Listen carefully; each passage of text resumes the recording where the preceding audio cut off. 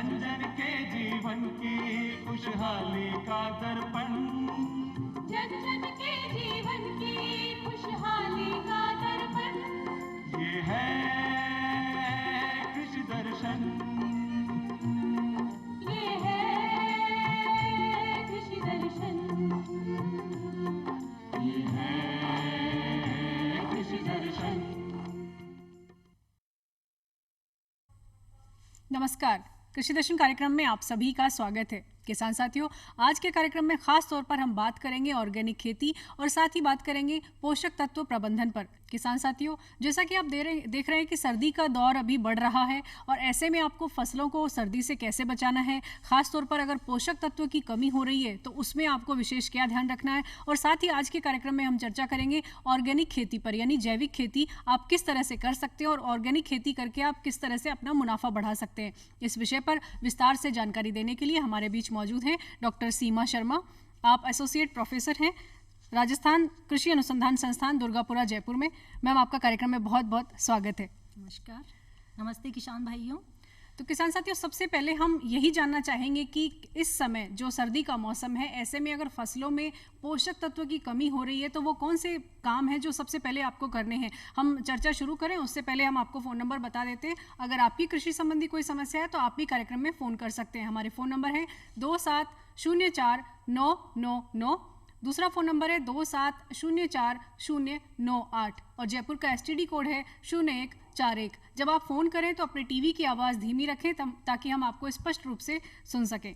तो मैम, सबसे पहले हम यही जानना चाहेंगे कि इस सर्दी के मौसम में हम देखते हैं कि कई बार सर्दी का असर ज़्यादा हो जाता है या सिंचाई भी नहीं कर पाते हैं किसान, तो सर्दी के कारण भी कहीं ना कहीं पोषक तत्वों की कमी फसलों में हो जाती है। तो ख़ास तौर पर इस दिशा में वो इस समय क्या कर सकते हैं?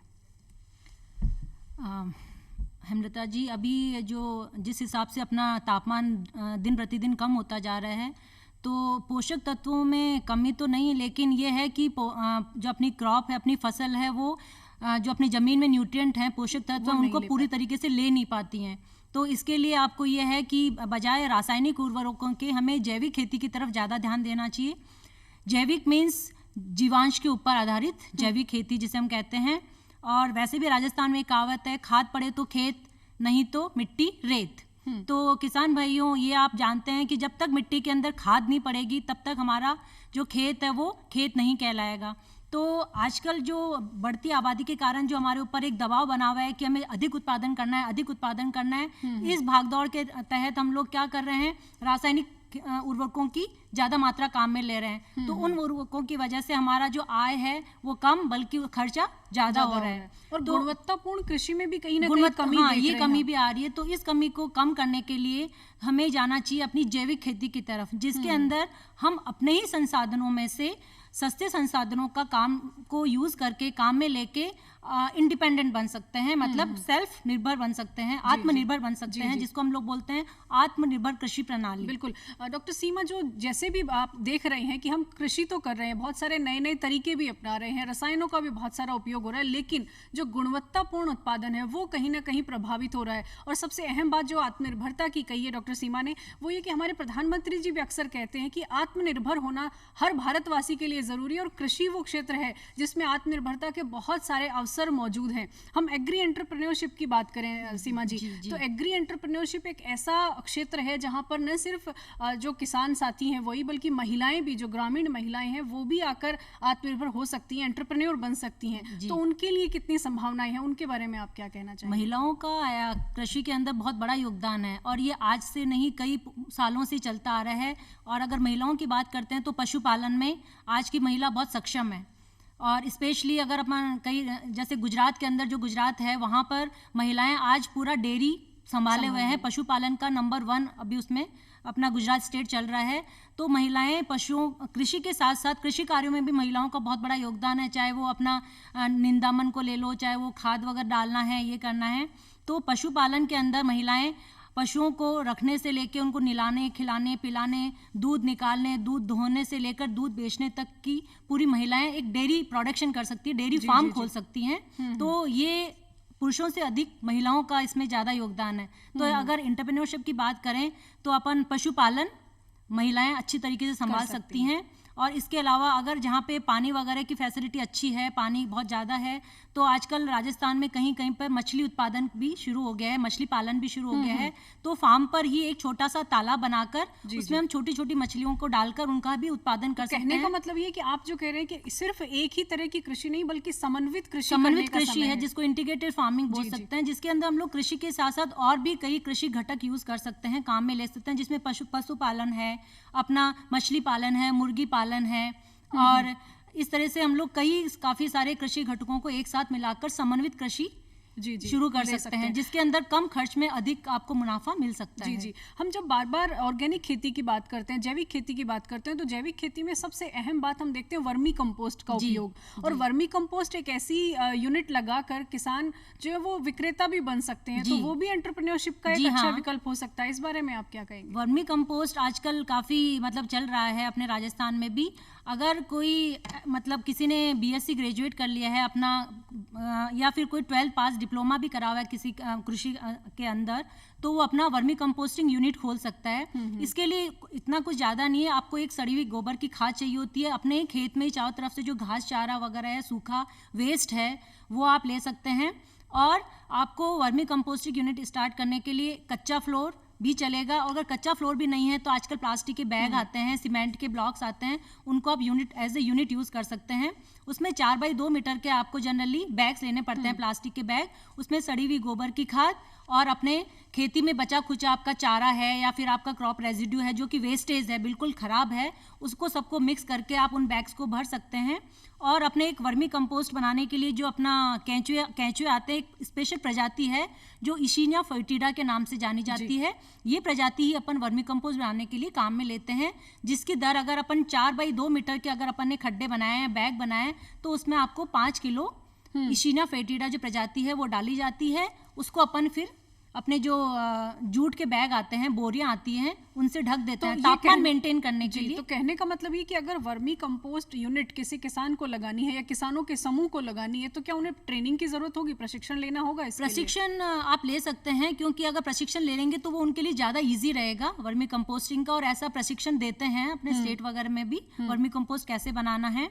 और अपने कृषि अनुसंधान केंद्र में, अपना विश्वविद्यालय के अंदर भी वर्मी कंपोस्ट के ऊपर ट्रेनिंग दी जाती है। तो उससे ट्रेनिंग लेने के बाद में उनको थोड़ा सा ये इस चीज़ का ज्ञान हो जाएगा कि कौन सी प्रजाति लेनी है, कितनी मात्रा लेनी है, और कितने समय में वर्मी कंपोस्ट बनकर तैयार हो जाता है। तो किसान साथियों, देख रहे हैं आप जिस तरह से आय के अनेक विकल्प मौजूद हैं, बस थोड़ा सा आपको एक कदम आगे बढ़ाने की ज़रूरत है। अगर आप वर्मी कंपोस्ट यूनिट लगाना चाहते हैं तो आप अपने क्षेत्र में जो भी कृषि पर्यवेक्षक आते हैं, आप उनसे संपर्क कर सकते हैं और उनसे जान सकते हैं कि आप प्रशिक्षण कहाँ से लें। और प्रशिक्षण लेने के बाद आप ये यूनिट लगाकर अपना मुनाफा बढ़ा सकते हैं। आप अपने खेती में भी वर्मी कंपोस्ट यूज़ कर सकते हैं, विक्रेता बनकर आपकी आय भी बढ़ेगी। एक और बात सीमा जी, हम देखते हैं कि अक्सर किसान साथियों में या लोगों में ये एक भ्रम की स्थिति होती है कि ऑर्गेनिक फार्मिंग करने में खर्चा बहुत आता है, तो ये क्या, और कम लागत में अधिक उत्पादन भी लेना है, तो इसको कैसे समझाना चाहेंगे आप?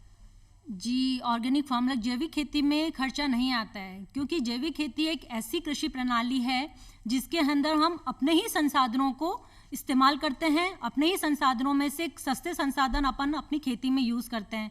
जैसे सबसे पहले जैविक खेती के अंदर जिसमें हम लोग काम में लेते हैं जीवांश खाद।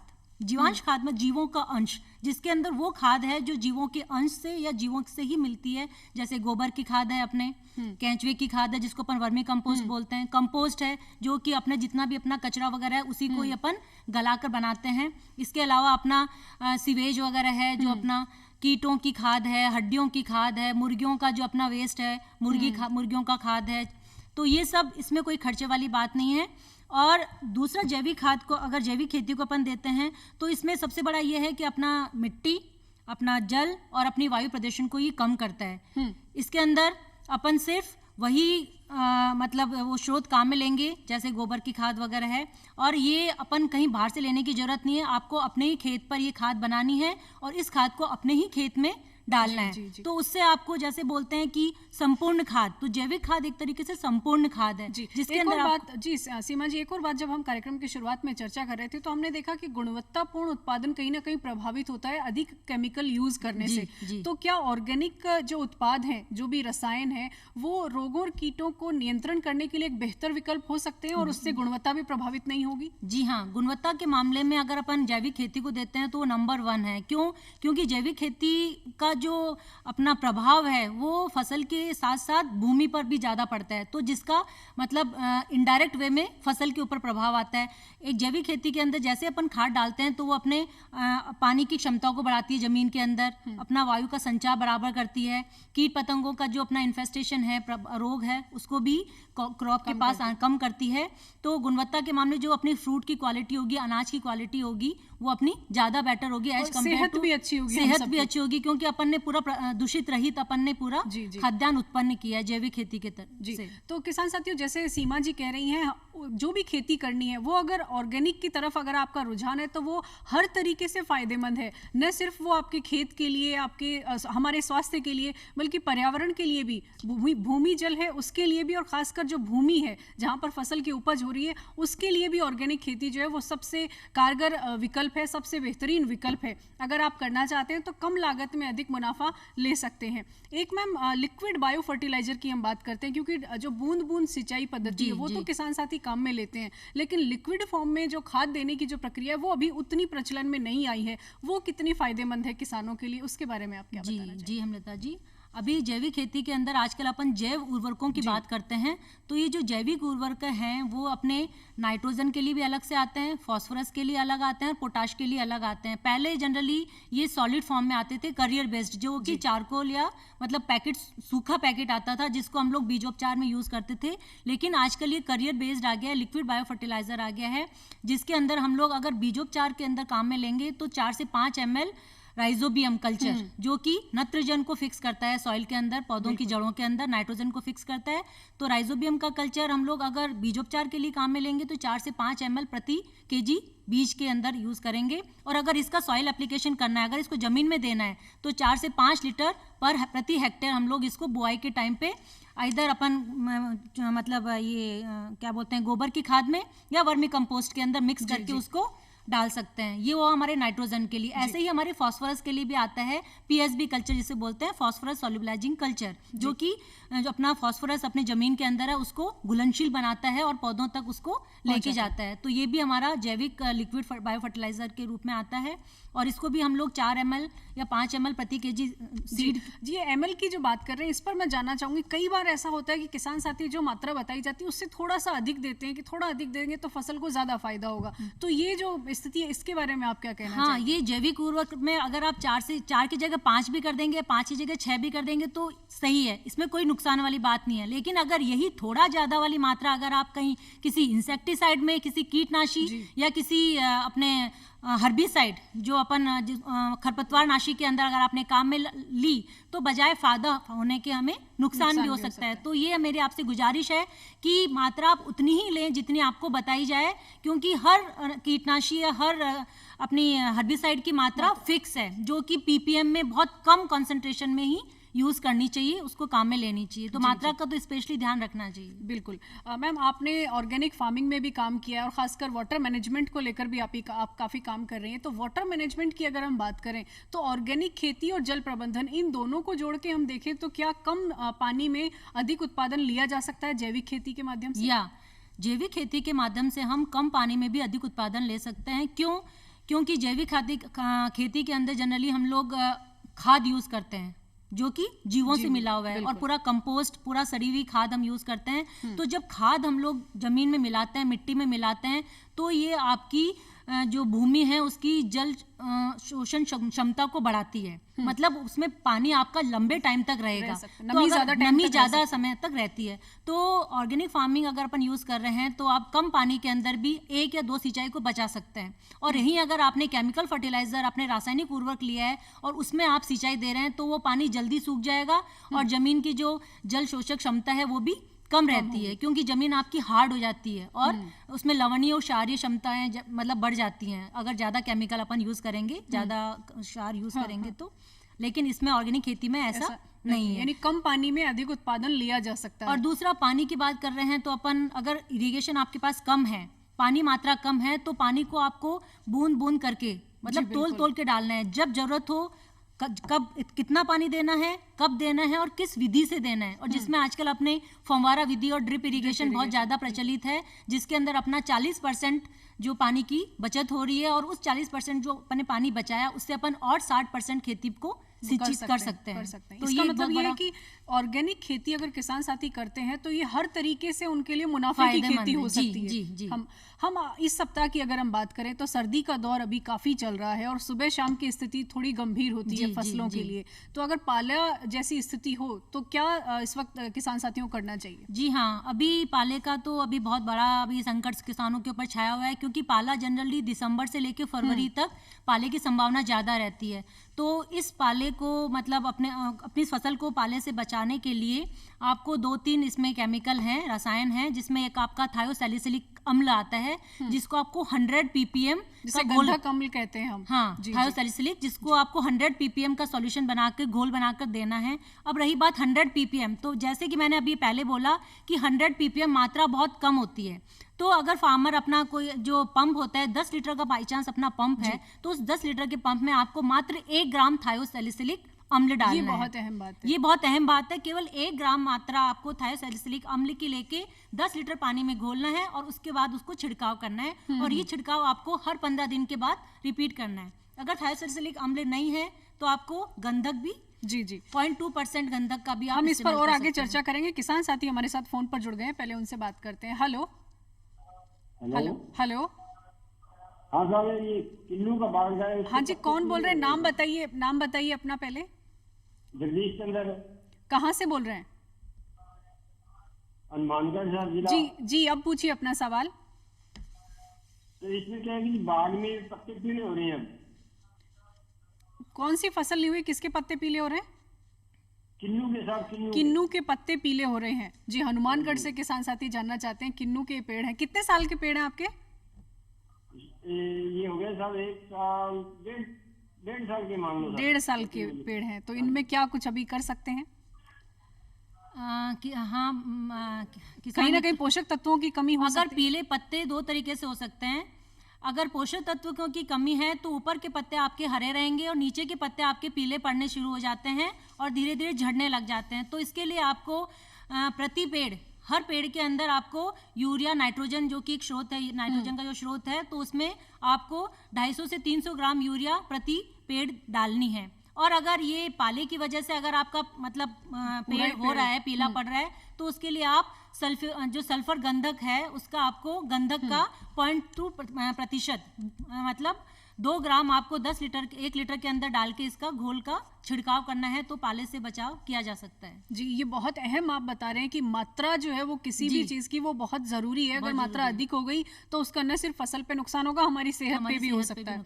हम केमिकल का जब बात करते हैं तो केमिकल का उपयोग अक्सर जो है वो फसलों पर या पौधों पर अक्सर होता है, तो उसका पर्यावरण पर कितना असर होता है, हमारे ऊपर कितना होता है, ये तो हम देखते ही हैं। जमीन, क्योंकि आप ऑर्गेनिक फार्मिंग से जुड़े हुए हैं, वाटर मैनेजमेंट से जुड़े हुए हैं, तो जमीन और जल के लिए वो कितना नुकसानदायक है, संक्षेप में आपसे जानना चाहेंगे। जी, अगर जैसे कि अभी जनरली हम लोग रासायनिक उर्वरकों को बहुत ज़्यादा इस्तेमाल कर रहे हैं। अभी धीरे धीरे मतलब किसान लोग जैविक खेती की तरफ बढ़ रहे हैं, क्योंकि उनको अभी सस्ती, सरल और टिकाऊ खेती की तरफ जाना है। तो अगर हम लोग केमिकल्स का अधिक इस्तेमाल करेंगे, सपोज यूरिया है तो यूरिया बहुत ज़्यादा घुलनशील है, तो जैसे ही हम लोग पानी ज़्यादा देंगे और साथ में खाद भी अपन ने ज़्यादा दिया है यूरिया नाइट्रोजन के लिए, तो वो नाइट्रोजन आपका पानी में घुल के नीचे चला जाता है और ज़मीन के अंदर जो पानी, पीने का पानी है, उसको दूषित कर रहा है नाइट्रेट की फॉर्म में जाकर, और वो हमारे स्वास्थ्य के लिए बहुत हानिकारक है। मैम, ये बहुत अहम आप बात बता रहे हैं कि जो भी रसायन हम इस्तेमाल कर रहे हैं वो न सिर्फ हमारे लिए बल्कि ज़मीन और जल के लिए भी बहुत हानिकारक है। बहुत ही अहम जानकारियाँ आपने किसान साथियों के साथ आज साझा की हैं।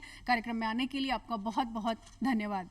तो किसान साथियों, जैसा कि सीमा जी ने आपको बताया है, आपको समय समय पर हर जानकारी होनी चाहिए आपके पास, और खासकर जो दवाएं, जितनी भी दवाएं हैं वो बताई जाती है, जो मात्रा, उसका विशेष आप ध्यान रखें, क्योंकि मात्रा से अधिक आप देंगे तो उसका नुकसान भी हो सकता है। आज के कार्यक्रम में बस इतना ही, फिर होगी आपसे मुलाकात नई जानकारियों के साथ। तब तक के लिए इजाजत दीजिए, नमस्कार।